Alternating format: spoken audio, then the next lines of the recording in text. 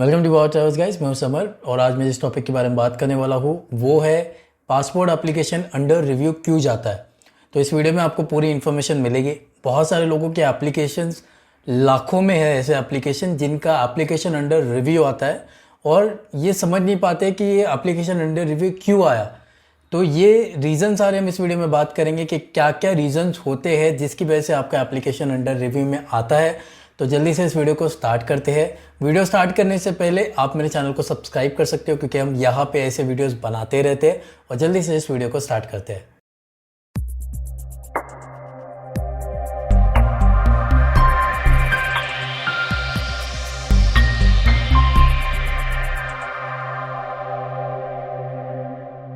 So guys बहुत सारे reasons होते हैं। पासपोर्ट ऑफिस का जो एप्लीकेशन होता है वो अंडर रिव्यू जाता है। तो स्टेप बाय स्टेप जो सारे रीजंस हैं उसके बारे में बात करेंगे।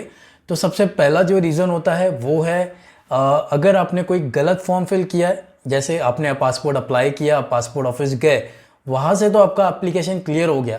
बट जब पुलिस वेरिफिकेशन के पास में आपका एप्लीकेशन आता है तो वहाँ पे पुलिस वाले देख के बोलते हैं कि आपने ये डिटेल्स गलत भरा है, ये डिटेल्स आपके फॉर्म में ऐसा होना चाहिए था, आपके मदर के डॉक्यूमेंट पे ये नेम है।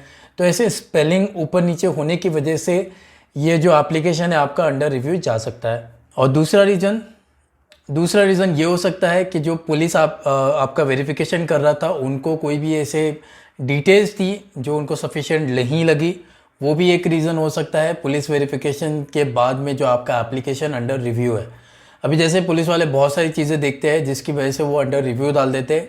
एक तो जैसे मैंने आपको बता दिया फॉर्म का एक रीज़न हो सकता है। नंबर 2 रीज़न हो सकता है कि आपके पास में सफिशिएंट डॉक्यूमेंट नहीं है। सफिशिएंट डॉक्यूमेंट जैसे उन्होंने बर्थ सर्टिफिकेट का रिक्वायरमेंट बोला, स्कूल लिविंग का रिक्वायरमेंट बोला है, या रेंट पे अगर हो तो आप रेंट एग्रीमेंट का रिक्वायरमेंट बोला है।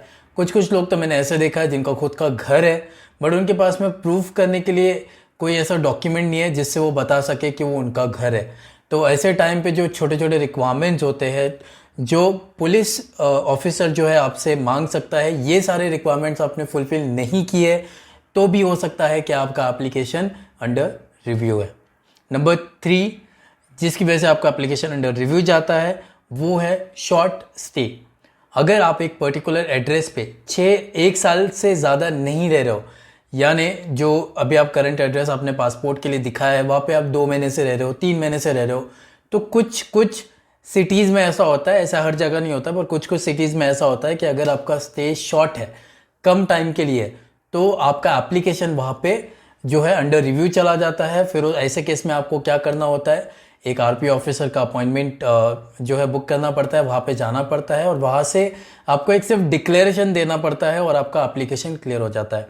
तो ये एक रीज़न होता है जिसकी वजह से आपका एप्लीकेशन जो है अंडर रिव्यू जाता है। नॉट रिसाइडिंग, ये एक रीज़न होता है। नॉट रिसाइडिंग का मतलब होता है कि आपने एप्लीकेशन पे दिखाया, जैसे आप हो बिहार से, आपने बिहार का एड्रेस जो है फिल किया है वहाँ पे, और ऐसा है कि आप पहले XYZ एरिया में रहते थे, पहले कोई और एरिया में रहते थे और आधार कार्ड आपका वहाँ का है।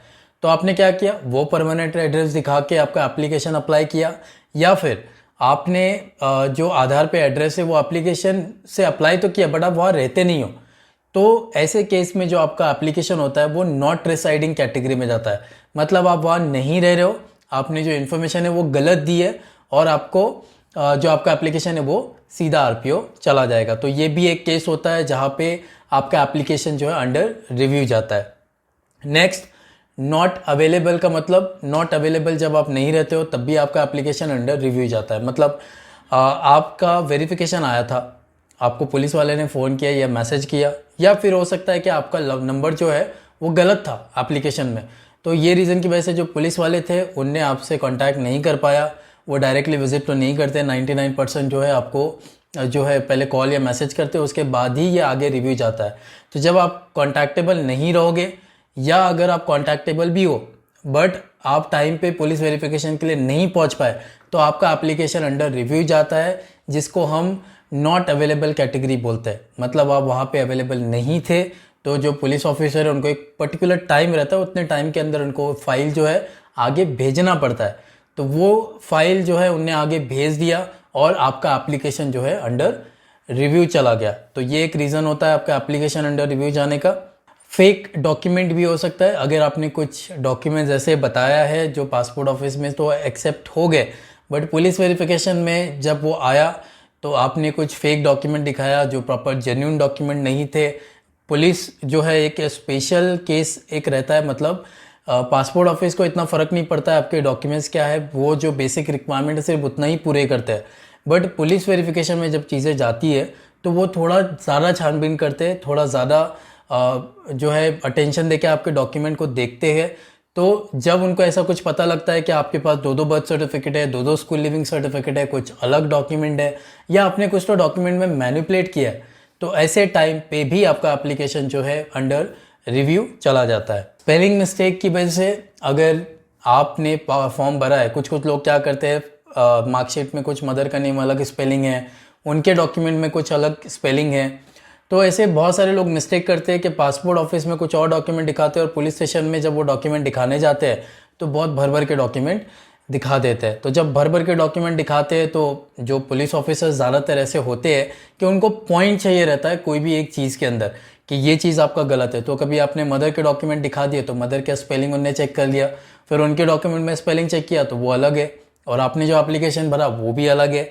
या फिर ऐसा होता है कि आपके पैन, क्योंकि पासपोर्ट ऑफिस में सिर्फ आपका डेट ऑफ बर्थ प्रूफ और एड्रेस प्रूफ देखते हैं, नॉन ईसीआर प्रूफ देखते हैं, तो ये 3 डॉक्यूमेंट भी अगर आपने दिखाया है और पुलिस वाले ने आपका पैन कार्ड भी मंगाया अलग से, ड्राइविंग लाइसेंस भी मंगाया है, और वहाँ पे अगर कोई वो स्पेलिंग मिस्टेक निकालते हैं तो ऐसे केस में भी आपका एप्लीकेशन जो है अंडर रिव्यू चला जाता है। अब ये जो डॉक्यूमेंट है ये कंपलसरी नहीं होते हैं, ये बेसिकली पुलिस वाले जो रहते हैं उनके हाथ में रहता है क्लियर करना।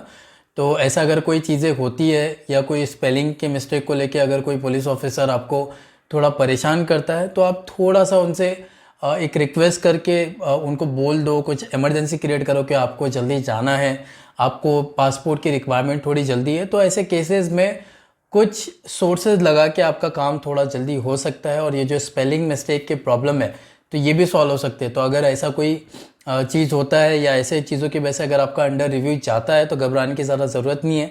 जब आप पासपोर्ट ऑफिस जाते हो तो वहाँ से वो साइन वगैरह लेके क्लियर कर देते हैं, तो ये इतना बड़ा इशू नहीं होता है। तो आई होप आपको समझ आ गया कि क्या रीजनल पासपोर्ट ऑफिस में क्यों ये एप्लीकेशन आपका अंडर रिव्यू जाता है।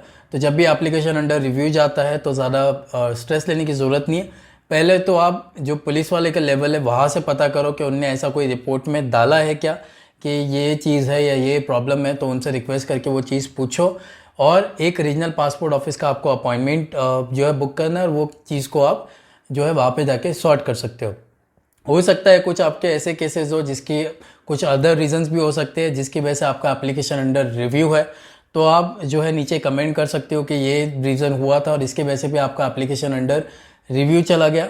तो वो चीज़ों के ऊपर मैं थोड़ा स्टडी करके आपको उस टॉपिक के ऊपर भी एक वीडियो बना दूंगा।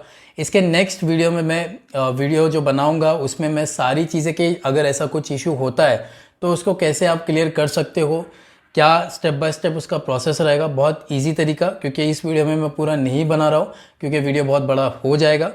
तो मैं आपको नेक्स्ट वीडियो में बताऊँगा कैसे आप ऐसे इश्यूज़ को सॉल्व कर सकते हो। तो इसके लिए आपको मेरे चैनल को सब्सक्राइब करना पड़ेगा, और नेक्स्ट वीडियो में जितने ज़्यादा आप कमेंट डालोगे उतने जल्दी मैं वीडियो डालने वाला हूँ।